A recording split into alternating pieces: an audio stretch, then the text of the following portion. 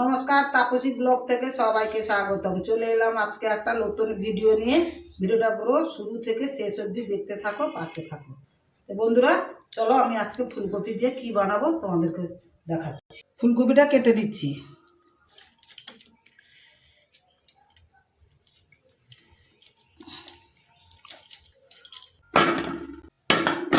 আলুগুলো ছুলে নিচ্ছি। এতে বেশি আলু দেব না, 2-3টা দিব, আর 2টো টমেটো দিব। যে দুর্দান্ত স্বাদের একটা ভর্তা বানাবো।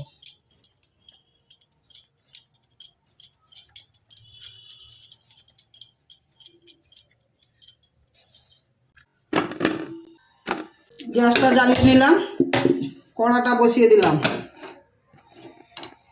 কড়াতে একটু জল দিয়ে দিব।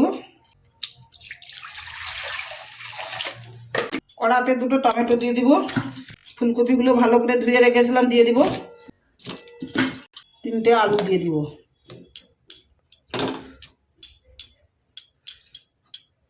একটু হলুদ দিয়ে দিব, একটু লবণ দিয়ে দিব।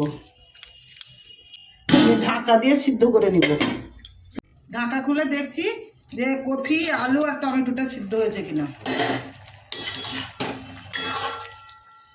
হ্যাঁ, সিদ্ধ হয়ে গেছে। এবার আমি তুলে নিব।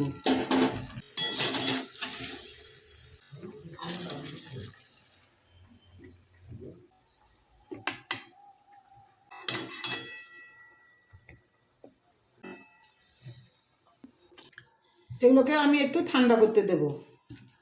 কড়াতে সরষা তেল দিয়ে দিব। 4টে শুকনো লঙ্কা ভেজে নেব।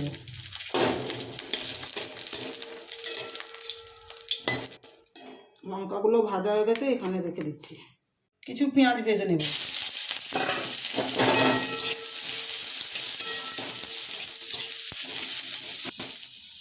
লাল লাল করে পেঁয়াজটা ভাজা হয়ে গেছে। এবার আমি তুলে নেব,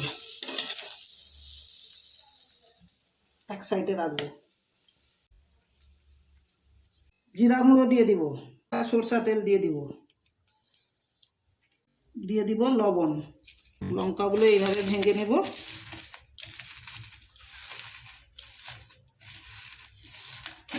এবারে এটাকে মেখে নেব।